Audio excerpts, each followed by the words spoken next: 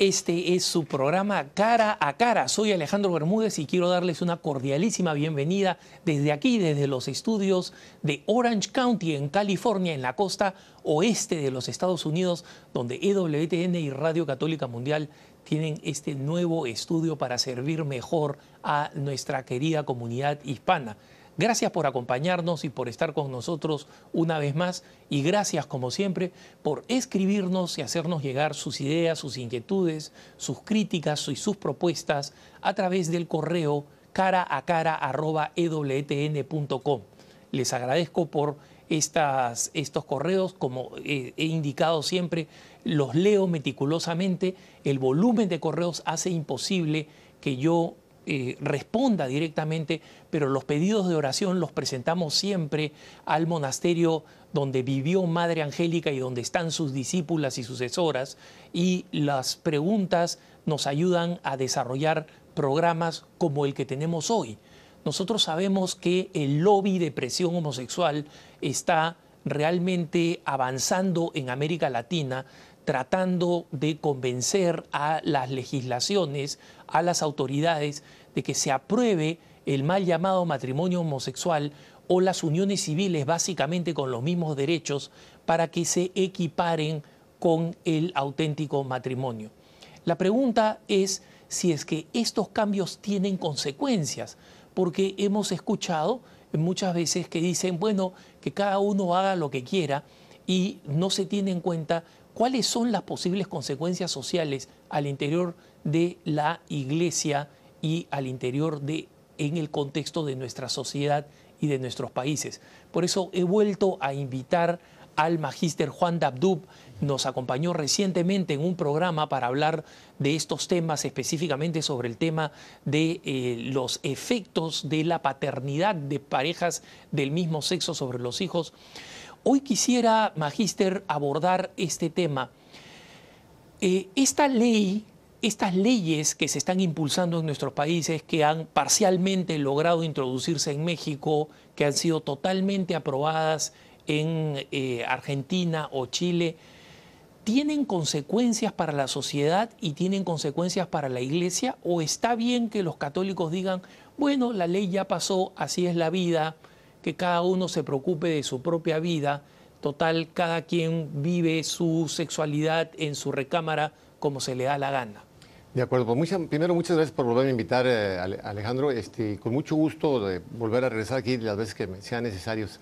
Fíjate que esta es una postura que la gente siente, quise empezar por ahí, la gente siente que pues esto que está pasando pues le afecta a algún grupito de personas por allá, en mi casa nunca me va a pasar, y no, o sea, realmente, por ejemplo, en el caso de México y en el caso de algunos estados aquí en Estados Unidos, cuando el matrimonio es aprobado y luego se aprueba las adopciones y se aprueban el cambio de identidad de género, ¿verdad? Que es un absurdo, porque el género lo que dice, o la ideología de género lo que dice es que el hombre se comporta como hombre no porque sea del sexo masculino, y la mujer no se comporta como mujer porque sea del sexo femenino.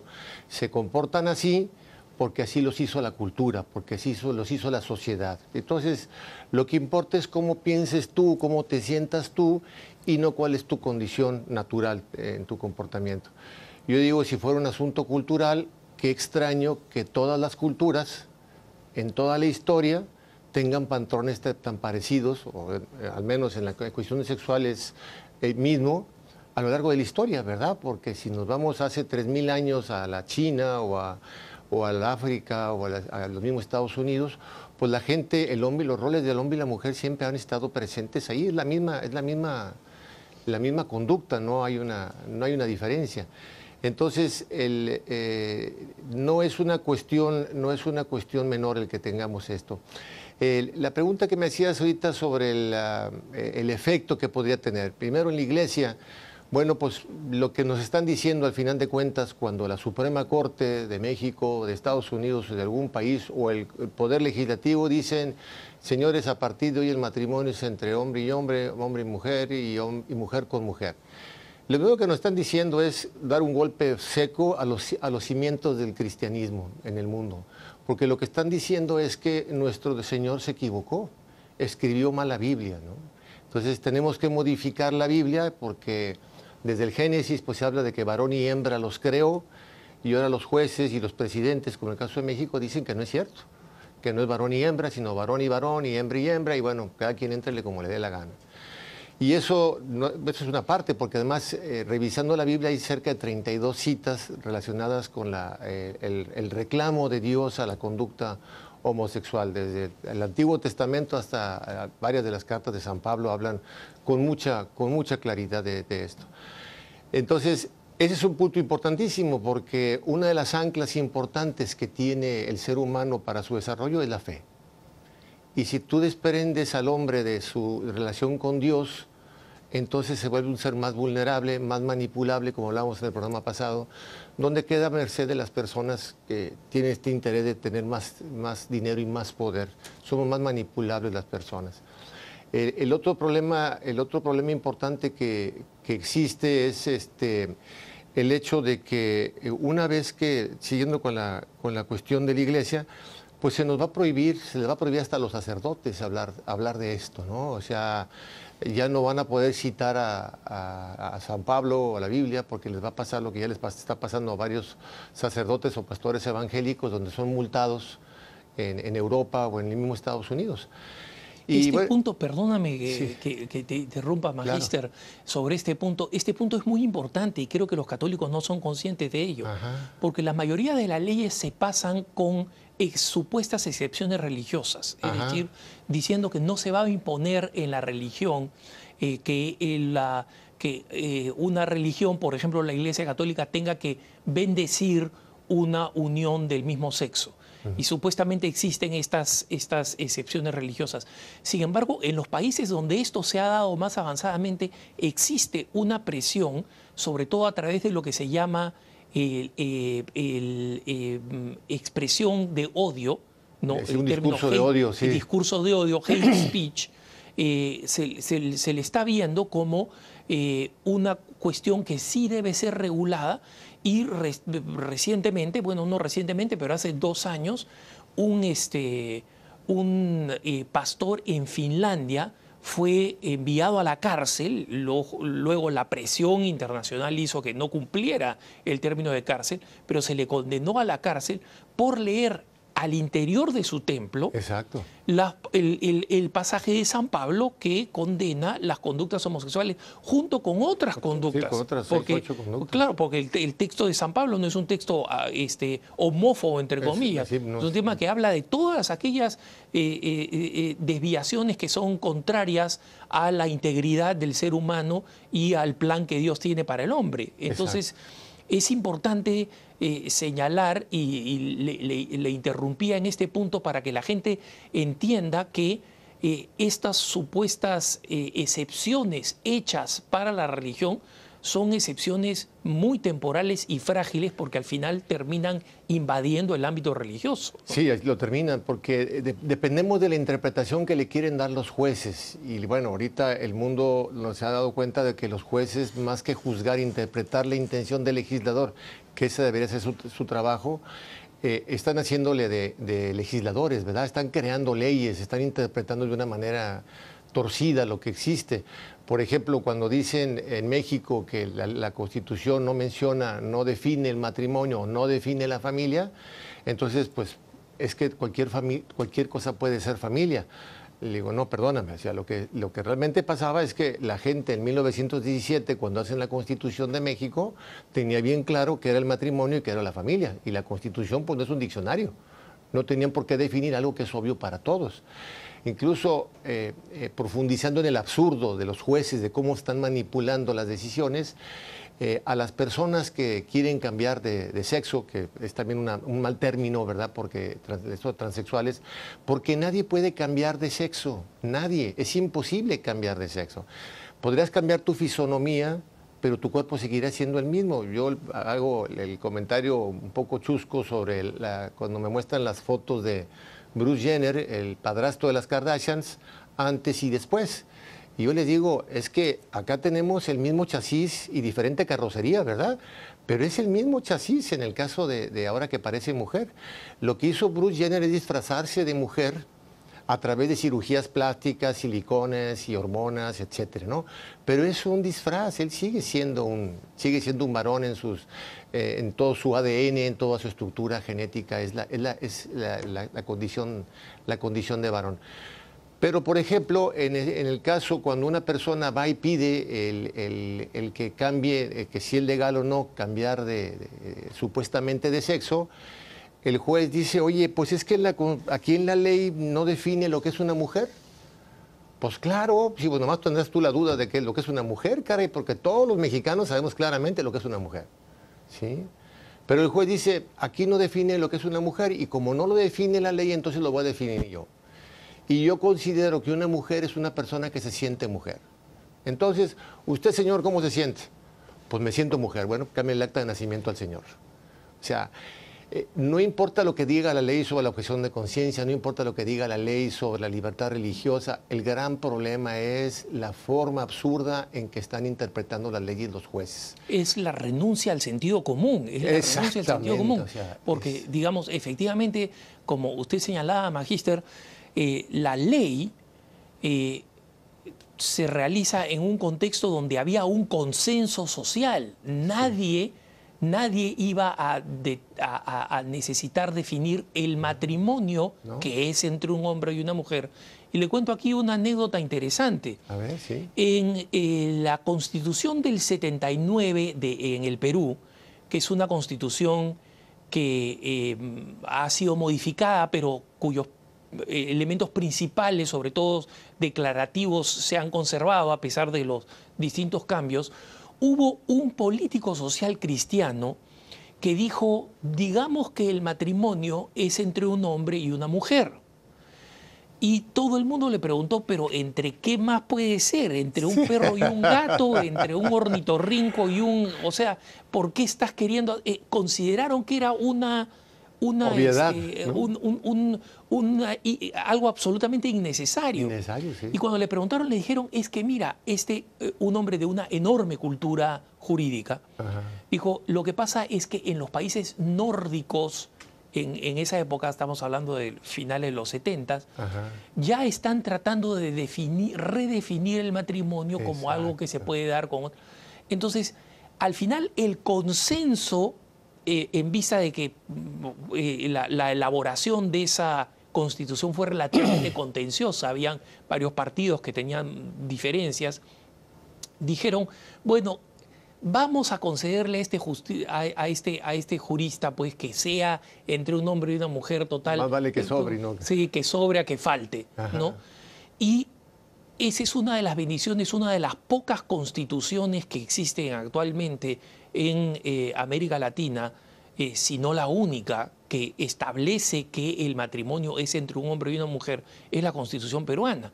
Ajá. Y esa es la razón por la cual en este momento los grupos de presión homosexual quieren legalizar las uniones civiles, porque es imposible, de acuerdo a la Constitución, legalizar el matrimonio, entre comillas, homosexual, okay, dado el lenguaje.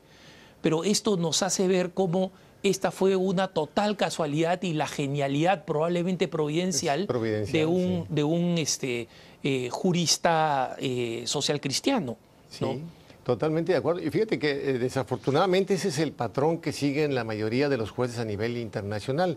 Privilegian la orientación sexual sobre las creencias religiosas. Aquí, bueno, en Estados Unidos hay varios casos, como esta pareja que tenía una pastelería y viene una clienta y le dicen, oye, pues hazme mi pastel. Siempre compraba el pan ahí, los pasteles ahí, y ahora le dice, hazme el pastel de mi boda, pero resulta que la chica era lesbiana y quería un pastel para donde fueran dos mujeres besándose. Y estas personas, siendo cristianas, dicen, oye, pues no puedo, va contra mi fe, o sea, yo no puedo ayudarte a festejar una ofensa a mi Dios, que eso es lo que la gente no entiende, ¿verdad? O sea, hazle el pastel, hombre, pues ¿qué pasa? No, es que lo que estás haciendo realmente es que te vuelves cómplice de esas personas en llevar a cabo una ofensa a Dios. Entonces, Y ahí la justicia actuó en contra de los dueños de la pastelería. Los dueños de la pastelería le decían, bueno, mira, hay 50 pastelerías en el pueblo, ve allá. O sea, no sé, habrá gente que no tenga estas convicciones tan fuertes como nosotros, ve con ellos, no, yo la quiero aquí, y le pusieron una demanda que le costó 130, 140 mil dólares, que les hizo cerrar el negocio. Entonces, sí hay una tendencia a privilegiar la orientación sexual sobre la fe, y eso pone en riesgo a toda la Iglesia Católica.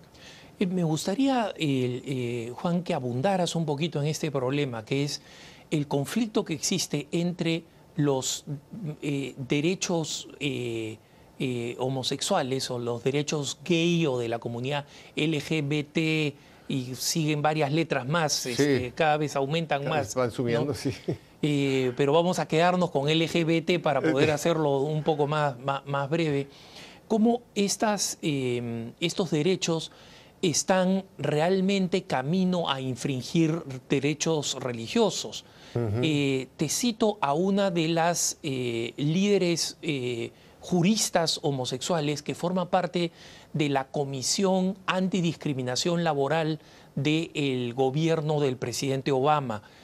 Se llama Kai Feldblum, una notable jurista de la Universidad de Georgetown. Georgetown es una universidad jesuita que hacía una jurista militantemente lesbiana en una universidad jesuita. Es otro problema que no vamos a tratar acá. Sí. Lo trataré cuando invite a un jesuita ortodoxo al programa. Exacto. Pero ella fue nombrada por el presidente Obama a esta comisión.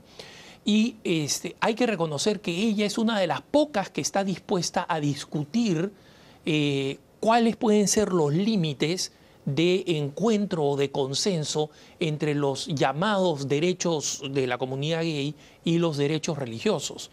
Y ella dice, no concibo ninguna situación en la que cuando hay un conflicto entre uno y el otro, el derecho religioso pueda prevalecer. Y pone el siguiente caso. Una pareja del mismo sexo va a un bed and breakfast, ¿no? Estos hoteles que son básicamente manejados por una familia, que te proporcionan el lugar donde pasar la noche y desayuno en la mañana. Exacto. Vas a uno de estos lugares y esta pareja pide la cama matrimonial. Y este es un caso real. Este bed and breakfast es manejado por una familia cristiana. Ajá. Esta familia cristiana anuncia sus servicios básicamente en circuitos cristianos, en revistas cristianas, en medios de publicidad cristianos, en radios cristianas, es decir, tratan de básicamente convocar a una audiencia, a la comunidad cristiana. Entonces, esta pareja pide la habitación matrimonial, y esta pareja de esposos cristianos les contesta, mira, nosotros no te podemos dar la cama matrimonial porque nosotros creemos que el matrimonio es entre un hombre y una mujer y que además debe estar santificado. Tampoco se lo daríamos a una pareja no casada, heterosexual, que viene a pedir la cama matrimonial. Inmediatamente esta pareja le dijo, aquí están todos los otros bed and breakfast que hay en la región, algunos de ellos a 100 metros de donde estaban, donde no van a tener ningún problema en aceptarte. Es decir, no se les estaba impidiendo lograr un servicio, habían alternativas, ¿no? Cuando esto fue a la corte y estaba todavía en discusión, y por si acaso el bed and breakfast perdió en la corte, pero cuando todavía estaba en la corte, en un debate con defensores de los derechos religiosos, Kai Feldblum dijo, yo no encuentro ninguna razón por la cual los dueños del bed and breakfast deberían ganar. ¿Por qué? Porque sostener un bed and breakfast, mantener un bed and breakfast, no es ninguna norma de su religión. No hay ninguna parte en la Biblia que diga mantendrás un bed and breakfast. En consecuencia, es un servicio público y nadie está infringiendo en sus creencias religiosas porque ellos están proporcionando un servicio público. Ves acá, Magíster, esta destrucción del derecho de la persona creyente a vivir en el ámbito público aplicando sus propios criterios. Pero, ¿qué reacción tiene usted frente a este que es un caso modelo y que se pretende aplicar básicamente en todos los lugares donde hay un conflicto entre derechos religiosos y los llamados derechos homosexuales? Sí, cómo no. En primer lugar, habría que irnos a qué derechos se tienen y qué derechos no existen, ¿no? Porque en el debate que teníamos en México con la presidenta, que supuestamente es la protectora de los derechos humanos en México, ella decía que pues tenían derecho a casarse las parejas homosexuales, etcétera, etcétera, ¿no?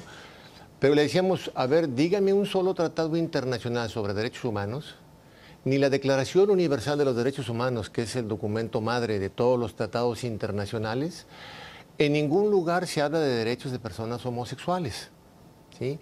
Y sí habla del derecho al matrimonio heterosexual, porque dice, el hombre y la mujer tienen derecho a casarse y formar una familia. Hay gente que quiere distorsionar esta frase de el hombre y la mujer tienen derecho a casarse y formar una familia, diciendo, bueno, es que los hombres y las mujeres, no, dice los hombres y las mujeres, uno con uno, o sea, el hombre y la mujer tienen derecho a la... Si el legislador hubiera querido decir que los hombres se pueden casar entre sí o las mujeres se pueden casar entre sí, lo hubiera manejado diciendo, bueno, las personas tienen derecho a casarse y a formar una familia.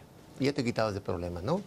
Pero si está diciendo el hombre y la mujer, los hombres y las mujeres tienen derecho a casarse y a formar una familia, se está específicamente relacionando a hombre y mujer.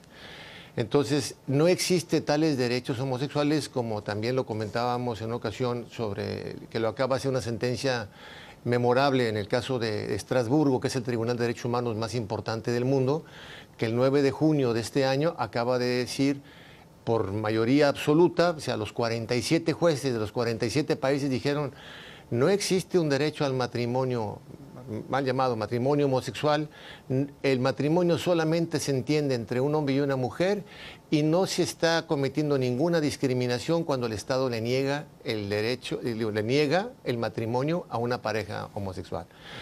Entonces, si no aplica discriminación por parte del Estado en negar el matrimonio, tampoco aplica el derecho de estas personas a llevar a cabo la práctica de su fe, porque sí están incurriendo en un acto que viola los mandatos de Dios, porque al final de cuentas terminan haciéndose cómplices de las personas en un acto que va a ofender a Dios. Entonces, yo no podría ir a casa en alguna ocasión, algún amigo mío se divorció y se volvió a casar y me invitaba a la boda y le digo, no puedo. Es que, bueno, ve nomás a la fiesta, no, pues a lo que vaya, no puedo. O sea, yo no puedo decirle a Dios, ¿sabes qué, Señor? Espérame aquí afuera mientras yo voy a festejar que tú estás sufriendo. Yo no puedo entrar ahí a festejar cuando te van a ofender a ti. Entonces, aunque no soy yo el que te estoy ofendiendo, y son ellos, pero yo me estoy haciendo cómplice, ¿verdad? Me estoy alegrando de que a ti te lastimen. Entonces, eso es lo que está ocurriendo con esta pareja. Y bueno, si no existe un derecho humano fundamental al comportamiento homosexual y sí existe un derecho humano fundamental a la religión, a las creencias religiosas, que es una situación interesante porque el ser humano por naturaleza busca a Dios. En las culturas más antiguas te vas a encontrar que la gente, dentro de sus limitaciones intelectuales, siempre volcaba a ver a Dios, ¿no? En la cultura mexicana te lo encuentras en los casos de, por ejemplo, el dios Tlaloc, el dios de la lluvia, el dios Sol, el dios de la luna, etcétera. Encontraban en estos fenómenos de la naturaleza deidades, pero porque decían, esto es algo que viene más allá del ser humano. El ser humano no puede hacer estas cosas. Entonces, no procede el que se le niegue a una persona el derecho a vivir su fe a plenitud. Sí. Esto es interesante, Magíster, porque en Estados Unidos y en algunos países, especialmente en el norte de Europa, estas colisiones entre unos derechos, los derechos artificiales y los derechos reales de las personas creyentes, están entrando en choque y están estableciendo un antecedente jurídico peligroso para nuestros propios países. Y creo que es muy poco lo que se está entendiendo actualmente ahora en nuestros países, donde estos derechos homosexuales están penetrando, especialmente el de llamar a sus uniones matrimonio y darles las mismas características y condiciones y derechos del matrimonio. Y existe relativamente poca conciencia. En el programa que tuvimos en la ocasión anterior, usted hablaba de la actitud de muchos cristianos que dicen, bueno, mira, total, si se casan son relativamente pocos, no van a vivir en mi barrio, vivirán en algún otro lado, a mí no me afecta nada. Y me parece muy importante tener en cuenta que aquí está habiendo una subversión del sistema jurídico, es mucho más que simplemente que una par de parejitas comiencen a caminar juntas con niños adoptados. Sí, la implementación de estas leyes nos va a cambiar la vida de manera radical a toda la población, ¿no? La gente no puede pensar que lo que está ocurriendo afuera no le va a llegar a su casa, porque no son islas, ¿sí? El entorno, que ese es el problema que tenemos ahorita los católicos, hemos guardado silencio durante mucho tiempo. Y yo digo que cuando los pastores callan, las ovejas se pierden, ¿no?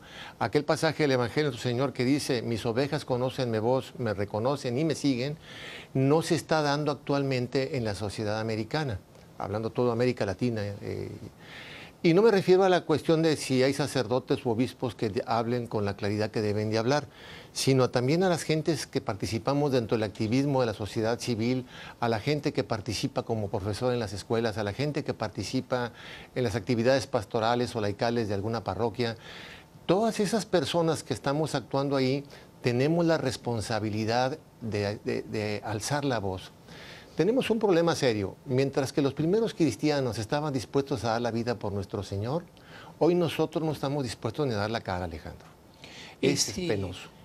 Sobre este tema de lo que significa dar la cara y de lo que podemos hacer, tanto pastores y laicos, no solo líderes laicos, sino a nivel común, el católico que participa en redes sociales, en la vida práctica, en su parroquia, etcétera.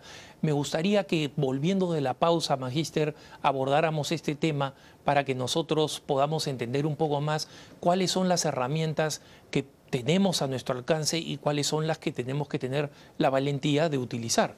¿Cómo no? Con mucho gusto. Estamos en su programa Cara a Cara y estamos con el Magíster Juan Dabdub. Volvemos dentro de una breve pausa. No se vayan a ningún lado, que ya regresamos.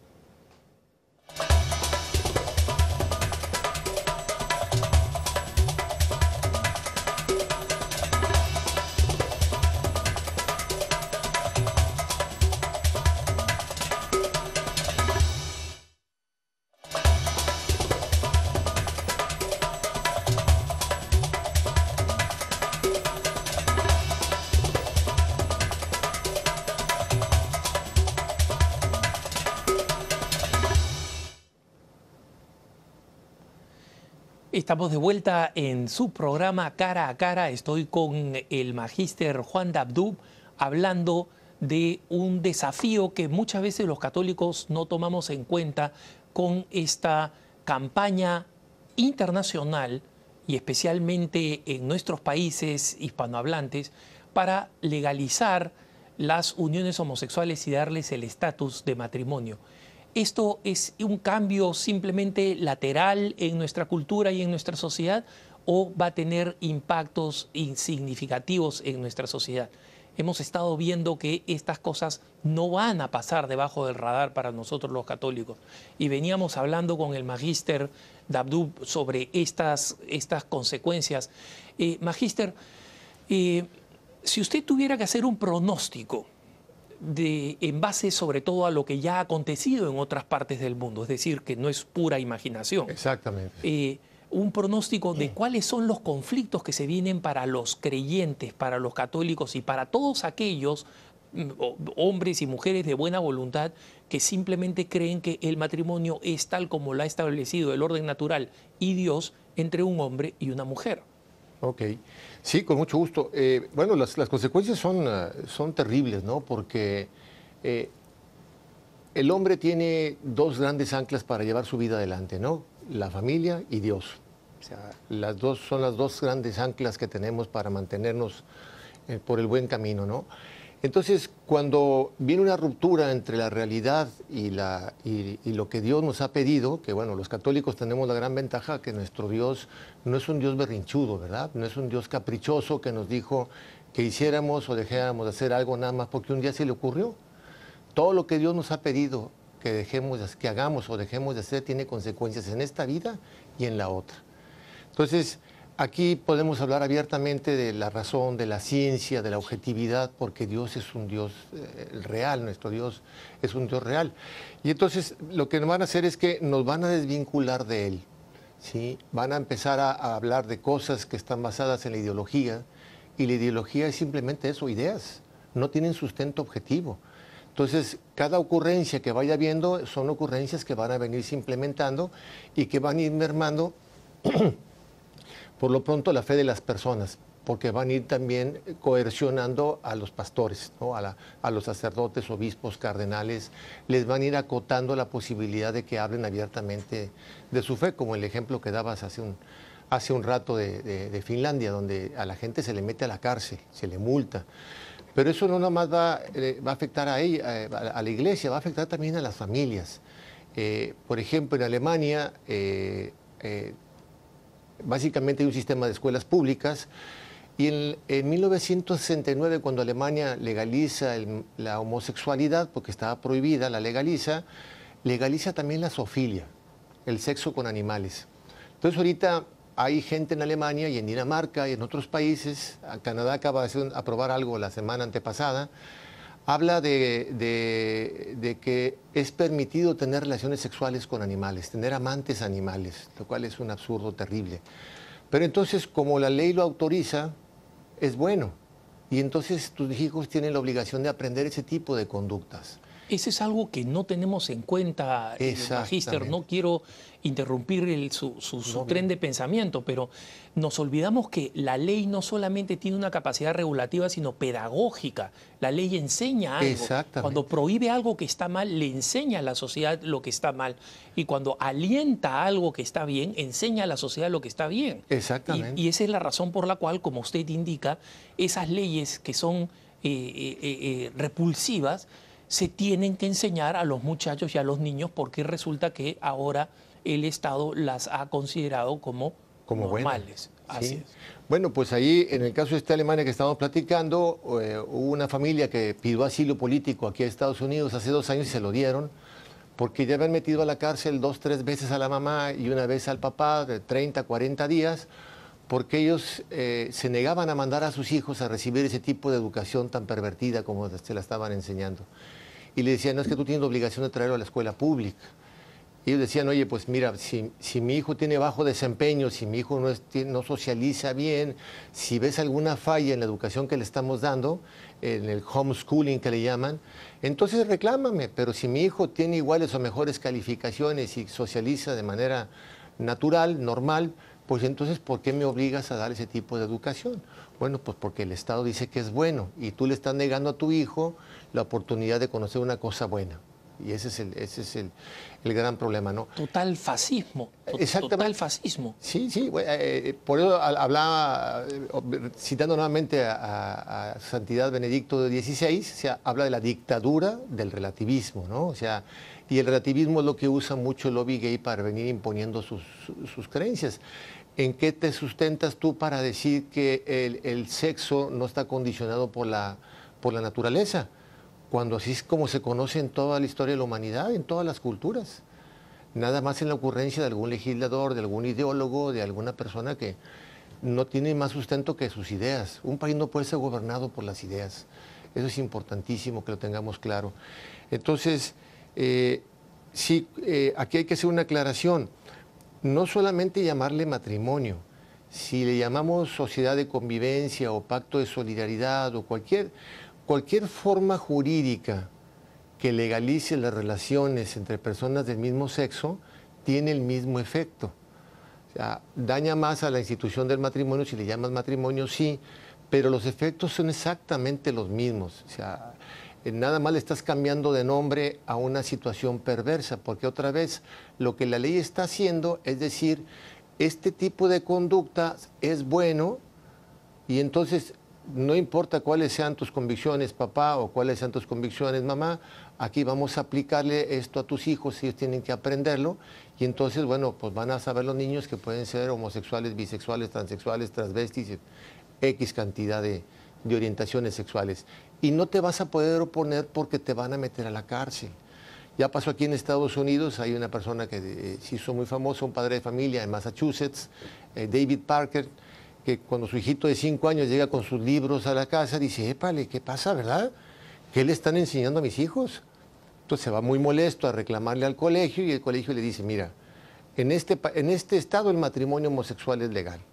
Así es que tu hijo debe saber que cuando no crezca puede optar por casarse con un hombre o con una mujer.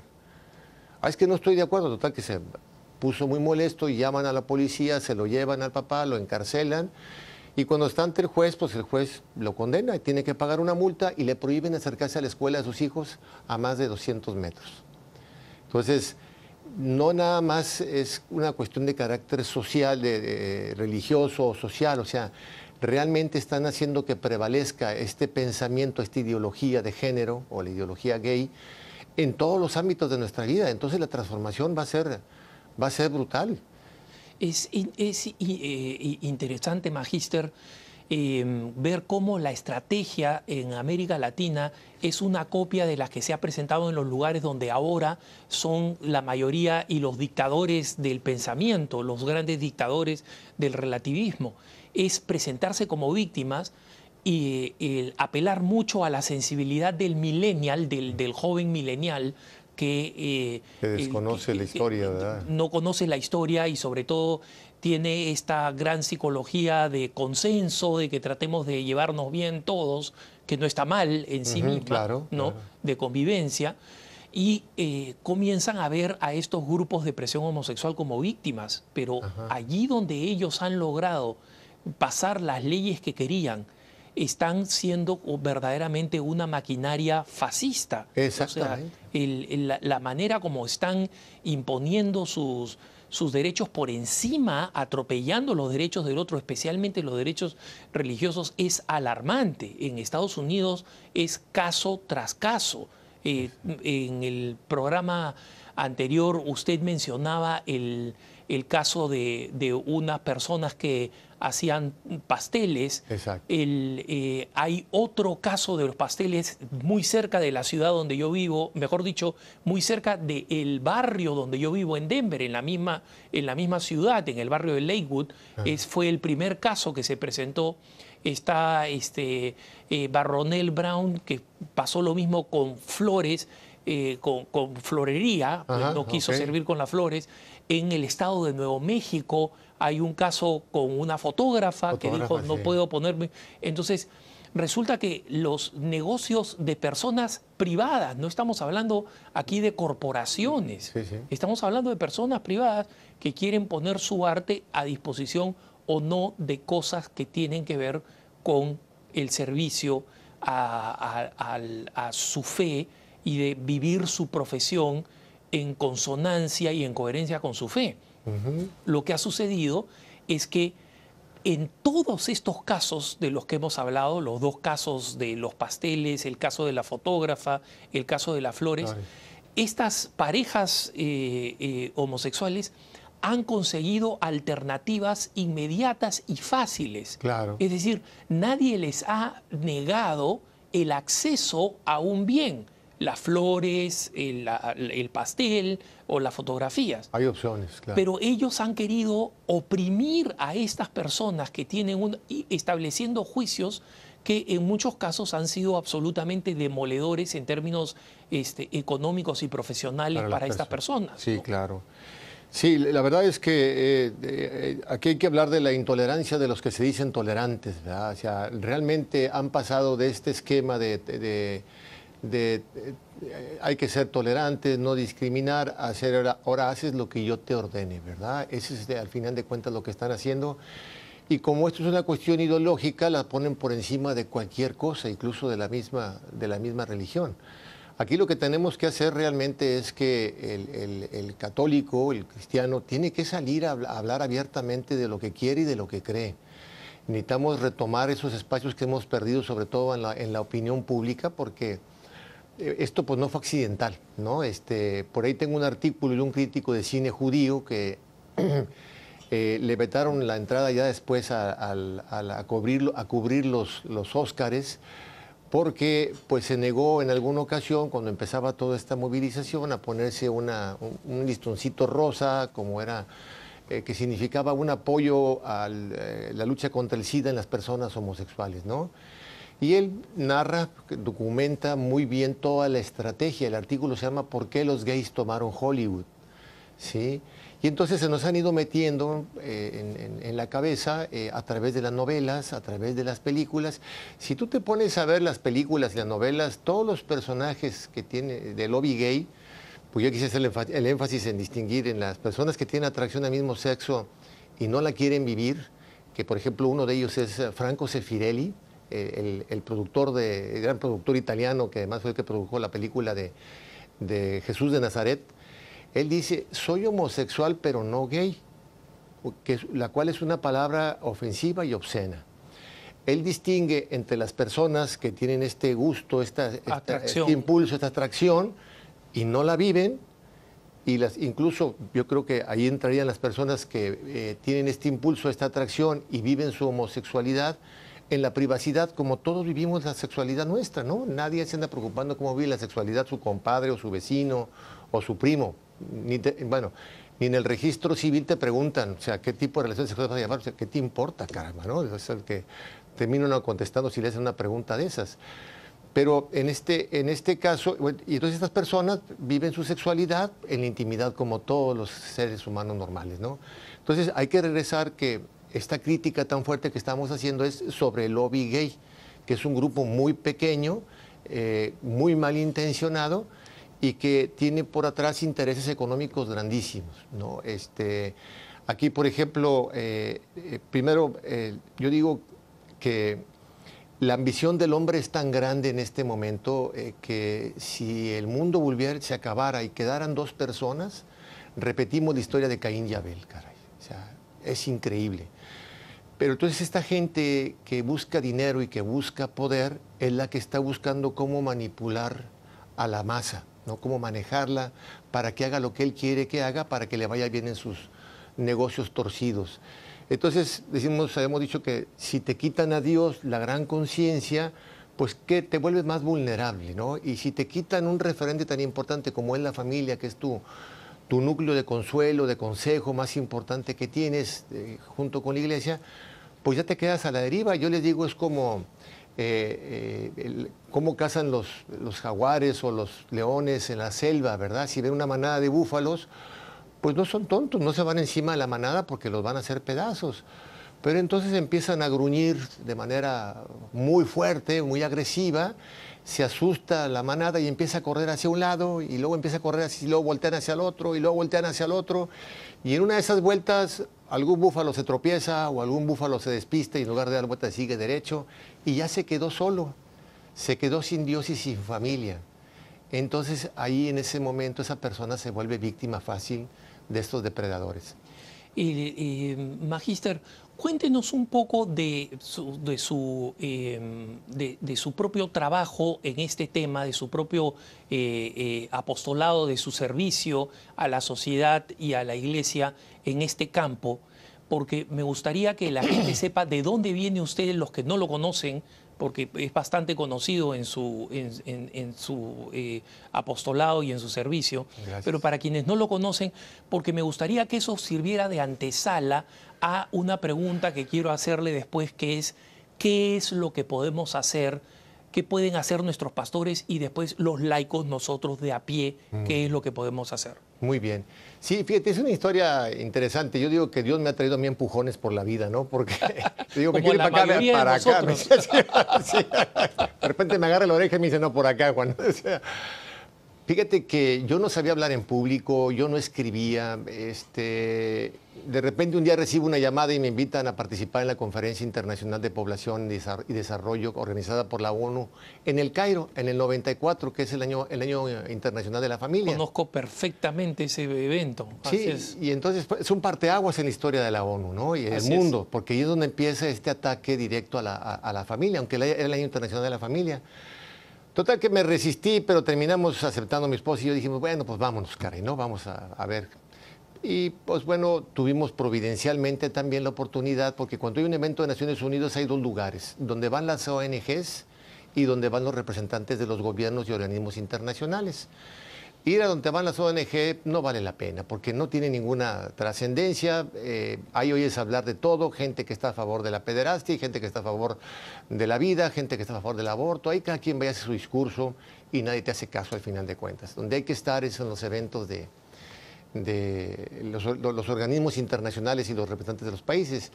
Para eso se requería entrar como periodista, y también por providencia apareció una persona que tenía una revista y nos da una carta esta mano para entrar a la ONU, y entramos a la ONU como periodistas.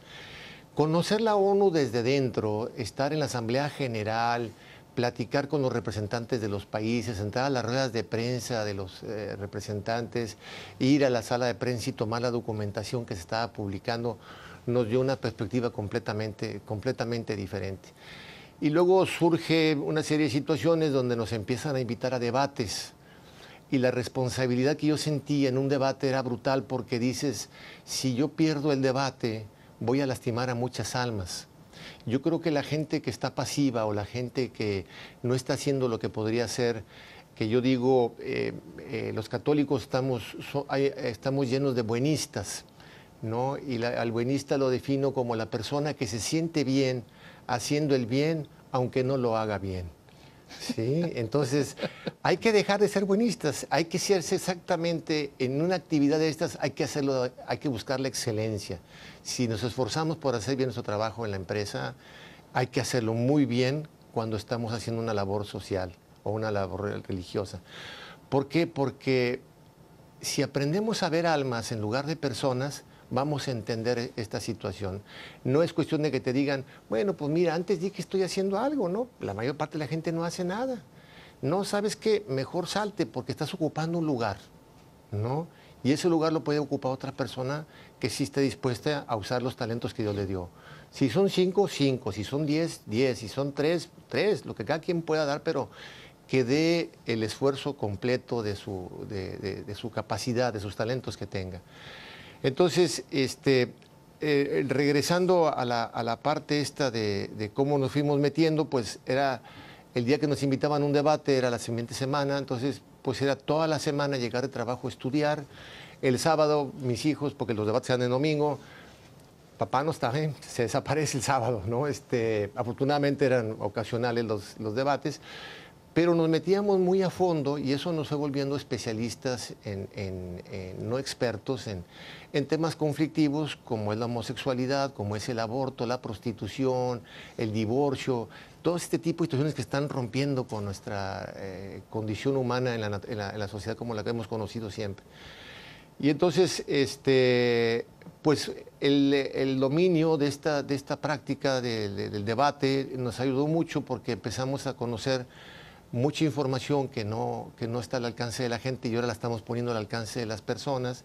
Nos enseñó a cómo exponerla en público, cómo escribirla, que es otra cosa que sentimos que nos sale bien, el escribir para que la gente lo pueda captar. Hay gente que de repente dice, oye, ¿eres abogado? No, yo soy mercadólogo, caray, pero lo que pasa es que me tengo que meter a estudiar las leyes y me apoyo en mis amigos abogados para que me aconsejen, y eso lo traduzco en términos más humanos, más coloquiales. Entonces, este estudio de 1994 a la fecha me hizo ver este panorama. Nos sumábamos a cualquier ONG que quisiera, que estuviera luchando por la familia. Y bueno, llegó un momento que dijimos, es que nadie está viendo lo que nosotros vemos. Platicamos un grupo de amigos y entonces fue cuando decidimos formar esta organización, que es el Consejo Mexicano de la Familia, cuyo objetivo central es buscar cambiar el entorno en el que viven las familias. Y hay muchas instituciones que trabajan ayudando a las familias a la parte interna, ¿no? Cómo educar a los hijos, cómo llevar a cabo bien el matrimonio, las relaciones conyugales, etcétera. Pero en la parte del entorno, que es muy importante, porque si no cambiamos el entorno, la tenemos cuesta arriba. O sea, Claro, claro, la cultura nos va a comer. nos va a La comer. cultura está a favor o está en Exactamente. contra. Hay gente que dice, no, pues no pasa nada, ¿verdad? Y hay un ejemplo muy gráfico. Un día hablando del alcoholismo, el problema en México no son las drogas, como la gente ve, es el alcohol. Tenemos en México 10 veces más adictos al alcohol que a todas las drogas juntas. Wow. Así de grave está el asunto. Y hay casi medio millón de niños, o sea, menores de edad, que ya son adictos al alcohol. Entonces es un problemón tremendo el que tenemos con el alcohol. Y terminando la conferencia se con mi papá y me dice, oye, fíjate que te felicito porque yo coincido contigo, yo a mis hijos los he enseñado a beber, ya son jóvenes, tienen 18 y 20 años, no toman y cuando toman me avisan y voy por ellos o les doy para que se vengan en taxi, pero no manejan cuando toman. Y yo le decía, oye, pues te felicito porque se me hace muy bueno lo que haces, pero ojo, que eso no es suficiente. Me dice, ¿qué más quieres que haga? Soy un buen padre. Le digo, no, yo no dije que fueras mal padre, te estoy diciendo que no es suficiente. Mira, le digo, te voy a poner un ejemplo que es muy dramático. Me va a dar mucha tristeza un día hablarte a las 2 de la mañana para decirte que tus hijos responsables y prudentes venían de la fiesta sin haber tomado una sola gota de alcohol. Pero vino un desgraciado borracho a 100 kilómetros por hora, se pasó un alto y te los acaba de matar a los dos. Ahora dime de qué te sirvió educar a tus hijos también.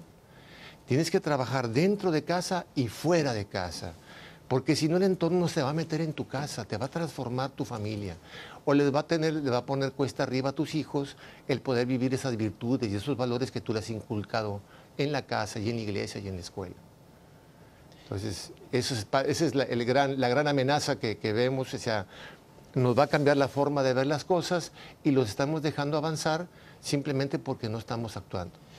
Y en el campo específico de la presión del lobby gay, en los 3 minutos que nos quedan, Magíster, ¿qué cosa le recomienda a usted? ¿Qué cosa es lo que suele decir cuando alienta a las personas en sus conferencias, en sus contactos a través de redes sociales? ¿Qué es lo que cree que cada uno de nosotros puede hacer para estar involucrados y para detener este proceso cultural que quiere pasarnos por encima? De acuerdo. La primera recomendación, les digo, es que cada quien haga lo que quiera. Lo único que no se vale es no hacer nada. ¿Sí? Esa es la premisa primera. Cada quien tiene que hacer algo. No se vale hacer nada. Ese es un punto importante. La otra es muy importante leer, documentarse, buscar fuentes de información, porque la ignorancia nos trastorna la vida, ¿no? Me he encontrado con senadores de la República, católicos, hombres de familia, que pues dicen, está bien, yo voy a votar a favor de esta ley. Y le digo, ¿ya sabes lo que está, las consecuencias que tiene?